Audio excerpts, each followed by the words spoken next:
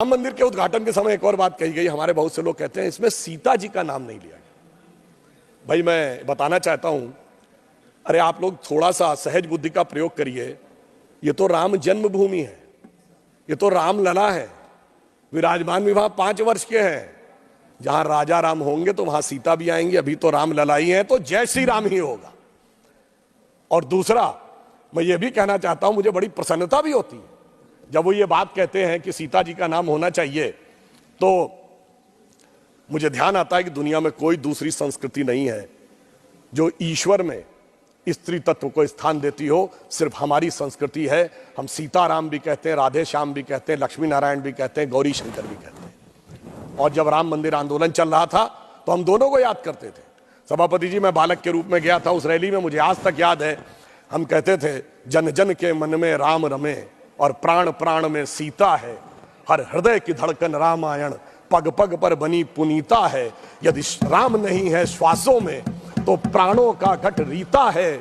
फिर हम कहते थे, इसलिए नरनाहर श्री पुरुषोत्तम का हम मंदिर भव्य बनाएंगे। सौगंध राम की खाते हैं, हम मंदिर वहीं बनाएंगे। और आज आप देखिए, वो सौगंध पूर्ण हुई।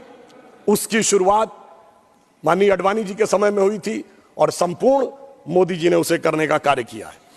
अब मैं एक और बात कहना चाहता हूं, एक थोड़े इस विषय के ऊपर। माननीय खड़गे जी ने कल एक विषय कहा था कि साइंटिफिक होने की बात करनी चाहिए।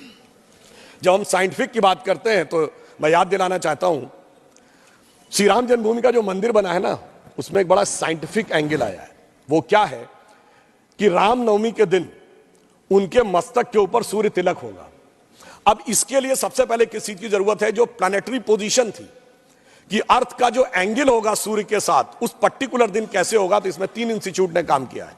इंस्टीट्यूट ऑफ एस्ट्रोफिजिक्स बेंगलोर ने, जिसने उस पूरे एस्ट्रोनॉमिकल कैलकुलेशन को सटीक ढंग से किया है। दूसरा है central building research institute Roorkee, जिसने कि उसकी व्यवस्था बनाने का काम किया। और तीसरी एक प्राइवेट कंपनी है जिसने वो कॉन्वेक्स लेंसेस के थ्रू कैसे वो अंदर आएगा और ठीक उसी बिंदु के ऊपर उस दिन केंद्रित होगा, ये व्यवस्था की है।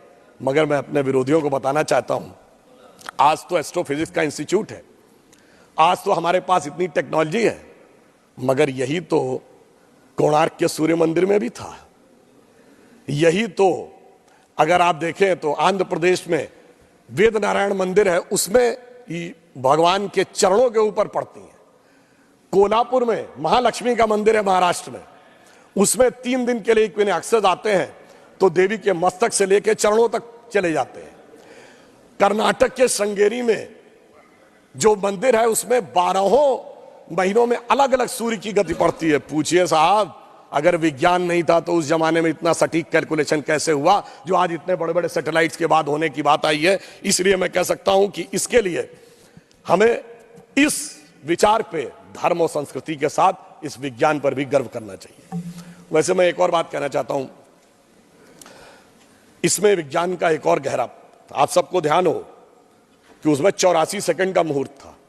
और वो शुरू कहां से होता है? अगर आपने कभी भी उसको सुना हो, लोग को तो क्या कहते हैं, ब्रह्मा आयु द्वितीय परार्धे। द्वितीय परार्ध ब्रह्मा की आयु मतलब 155 ट्रिलियन ईयर्स।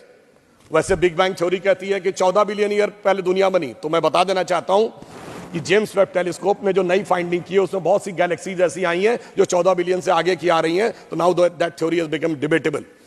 फिर वहां से आते हैं श्वेत वाराह कल्प यानी 1.97 बिलियन ईयर्स। फिर आते हैं वैवस्वत मनवंतरे, फिर आते हैं कलयुग यानी 5125 ईयर्स।